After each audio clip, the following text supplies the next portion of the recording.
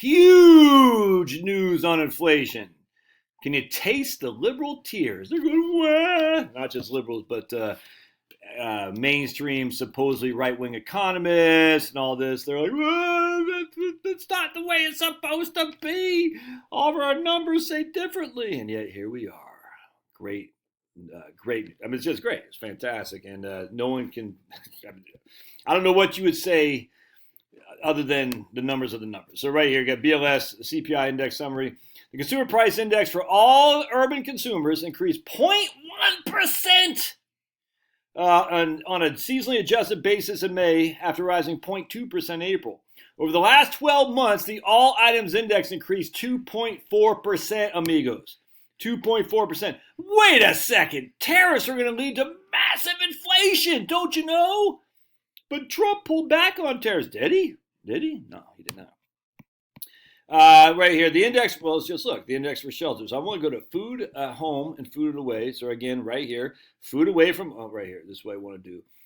Food from home, and let's say it about the same, 0.3%, all right? So you can see we actually had a decline in food last month, and then we had a little bit of an increase this month.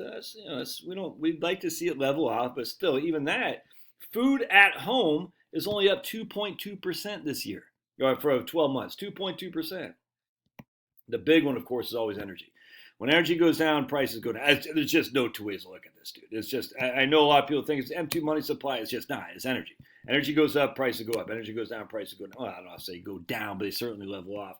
Look at that. Energy is down right here. Energy is down 3.5% over the year. That's huge, dude. Huge. Gasoline, energy commodities. But right here is the interesting one that they said shelter. I want to go, right here. Shelter is up. Transportation services is a big component of CPI. Shelter is the biggest component of CPI, of course, and that's up 0.3%. It's offset a lot by transportation services, but shelter is still up 3.9% over the last 12 months. Interesting, where food is only up 2.2%. Well, food at home, food is up 2.9% over the last 12 months.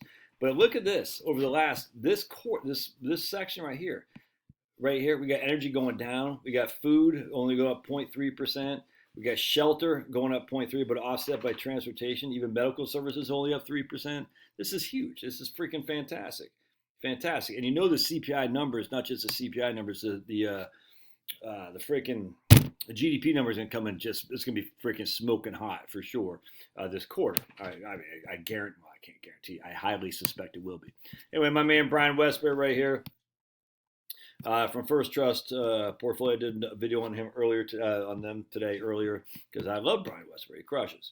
Look at that guy. Look at that guy. That guy you'd want to take home to meet your mom if you're a lady. Well, the Federal Reserve and many other analysts remain focused on tariffs.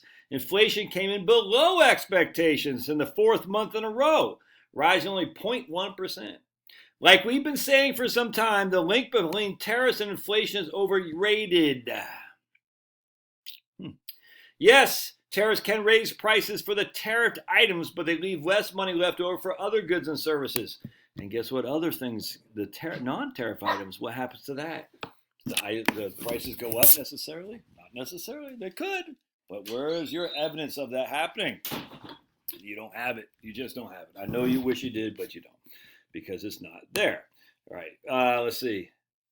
Let's see. It's up to the money supply to raise prices. I don't agree with that. I think it's completely contingent on energy. High energy prices, high inflation. Low energy prices, low inflation.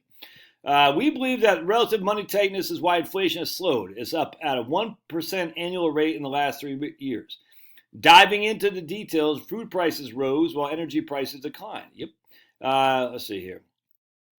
Notably, prices continue to fall in categories many expected to be impacted by tariffs, including apparel and new vehicles. Isn't that interesting?